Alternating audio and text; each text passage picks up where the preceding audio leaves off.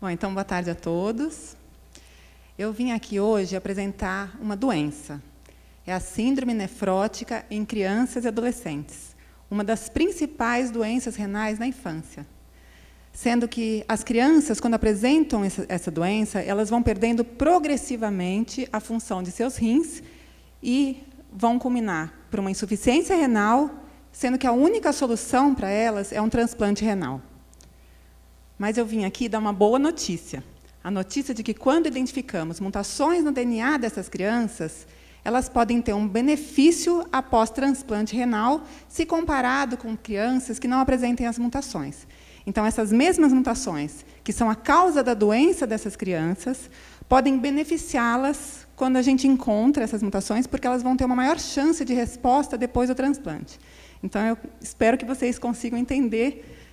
Eu vou tentar ser bem simples. Bom, eu não posso falar dessa história sem contar um pouco da minha história. Quando eu tinha 19 anos, eu era uma estudante, eu queria fazer faculdade aqui na Unicamp, eu queria fazer biologia, quando eu comecei a acordar pela manhã com os olhos bem inchados. E, no cursinho, meus amigos tiravam sarro. Mara, nossa, você chorou muito a noite inteira, brigou com o namorado, porque meu olho ficava bem inchado mesmo, e era bem evidente esse inchaço. Só que, infelizmente, não era uma coisa boa, né? Então, uma amiga da minha mãe nos alertou de que podia ser um problema renal.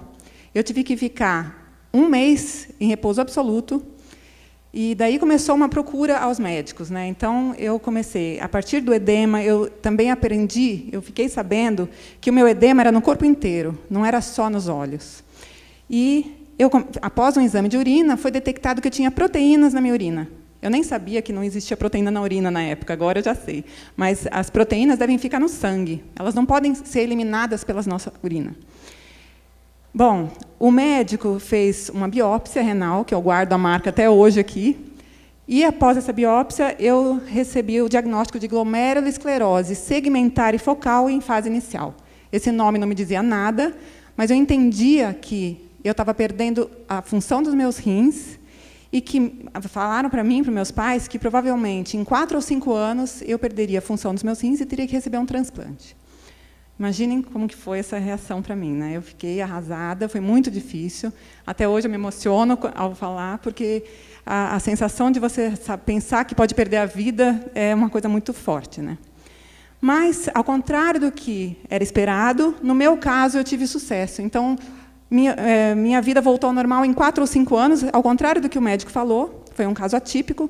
Mas, na verdade, na maioria dos casos, essas crianças elas vão evoluindo mesmo para transplante. Então, elas têm sintomas que são a proteinúria, que era o que eu apresentava, o edema e esses outros 2 sintomas. E eu vou tentar mostrar para vocês aqui hoje como que, a partir da proteinúria, vão acontecendo os outros sintomas e como que mutações no DNA podem ajudar. Tá? Ok. Então, só para a gente lembrar, nós temos 2 rins, eles filtram o nosso sangue, a urina formada é levada pelos ureteres até a bexiga, até ela vai sendo armazenada até a próxima micção. Se a gente fizer um corte longitudinal aqui de um dos rins, a gente encontra essa estrutura interna. E, na superfície, existem 1 milhão de unidades de uma unidade que é chamada de néfron. 1 milhão em cada um dos nossos rins. É muito, né? Essa unidade aqui, nessa região menor aqui, que acontece a filtração propriamente dita. Nessa região onde o sangue vai entrando dentro dos rins e, em um dos glomérulos, que é esse nome dado para esse novelo de capilares, acontece a filtração propriamente dita. Então, o sangue entra lá no glomérulo, ele é filtrado e retorna para a circulação, sendo que a urina é formada ali nesse localzinho verde aqui, onde a gente pode observar. E é nessa estrutura, que é chamada de barreira de filtração glomerular, que parece uma peneira, que acontece a filtração. Então, nós temos, na alimentação, a gente recebe vários nutrientes, e esses nutrientes têm que ficar dentro da peneira, eles não podem passar para a urina, certo? Se passa, alguma coisa está errada. Então, somente água e pequenos solutos passam para a nossa urina. Esse vídeo mostra o que eu acabei de falar. Então, o sangue entrando em um dos glomérulos, aqui é uma representação, lógico, sendo que essas paredes, não dá para ver aqui a olho nu, mas existem pequenos poros, onde pequenas moléculas podem passar, mas células maiores e proteínas não passam, elas ficam no sangue. Tá? Então, hemácias, células de defesa não passam. Somente o que vai se formar a urina. Então, esse esquema eu desenhei, é um esquema de um capilar e a urina já filtrada ali do lado. Então, é importante entender esse esquema, porque aonde tem essa parede que divide os dois lados, essa é a parede que a gente chama de barreira. Existem células importantíssimas ali, que são os podócitos. Elas, quando estão intactas, não permitem que proteínas, que essa bolinha preta aqui, passem, sendo que a proteína principal é a albumina. Tá? Então, a estrutura estando intacta, está tudo bem. Mas e se essa estrutura estiver danificada? Ocorre a seguinte, a passagem de proteínas para a urina, que é o que estava acontecendo no meu caso, e que é o que acontece com as crianças. Então, elas começam a perder proteína pela urina, certo? Mas o nosso sangue, ele possui, então, essas proteínas, que são a albumina, principalmente, e a albumina ela tem que ficar lá no sangue. Se a gente perde a proteína, o que acontece? O nosso sangue não está só aqui no glomérulo, nos nossos rins, né? O nosso sangue irriga todos os tecidos. Se o sangue tem diminuição daquela concentração, o que vai acontecer? Então, esse é um esquema de um capilar, imaginem um só capilar irrigando um tecido específico. Então, nós temos, por exemplo, aqui a pele. Né? Então, nós temos as células, embaixo aqui, essas bolas grandes, em cima, o sangue com o plasma, e um líquido que permeia essas células que está ali, entre o tecido e o capilar. Esse líquido possui uma composição muito parecida com a do plasma. Moléculas de açúcar, oxigênio, dióxido de carbono, várias moléculas, água. E a única diferença, então, é a presença dessas proteínas, que são as bolinhas pretas. Né? Essas proteínas, que são principalmente a albumina, ela faz com que a água fique no capilar. Quando você tem diminuição das bolinhas, das proteínas, a água consegue escapar ali dos capilares. Então, é isso que eu represento aqui nesse esquema. Os capilares e o fluido agora desse lado, não mais a urina. Tá? Então, o fluido intersticial, né, do nosso corpo. Então, se a gente tem diminuição das proteínas que estão retendo as moléculas de água, e as proteínas estão sendo perdidas pela urina, ocorre a passagem de água para o espaço intersticial. E esse é o edema. Então, as crianças ficam com os olhos inchados, a perna inchada. Eu lembro dos médicos apalpando a minha perna, porque nós ficamos realmente com um acúmulo de água no nosso organismo. Então, os primeiros dois sintomas estão compreendidos. Hipoalbuminemia é a diminuição da albumina no sangue, já que nós perdemos proteína pela urina. E a hipercolesterolemia é uma concentração relativa do colesterol, porque nós tínhamos um equilíbrio. Albumina, outras moléculas, lipídios, entre eles o colesterol, no sangue. Perdeu a albumina, relativamente fica concentrado ali colesterol. Ok, não se assustem.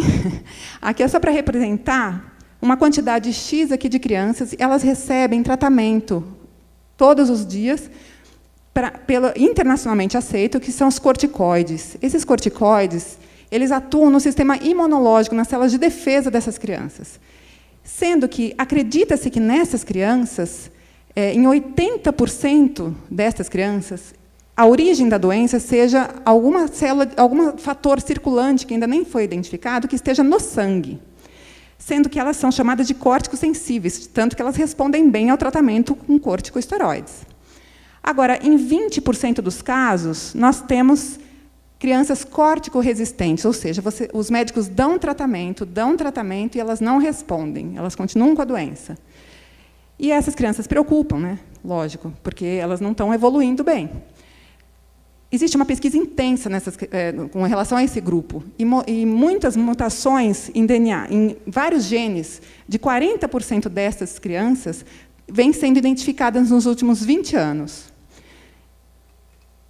Só relembrando, o nosso DNA é o código de toda a estrutura do nosso corpo. Então, todas as estruturas, cabelo, pele, unha, órgãos internos, são produzidos pelo nosso DNA. E não podia ser diferente com aquela estrutura lá que eu coloquei da barreira de filtração glomerular. Lembra que eu falei dos podócitos, que são importantíssimos?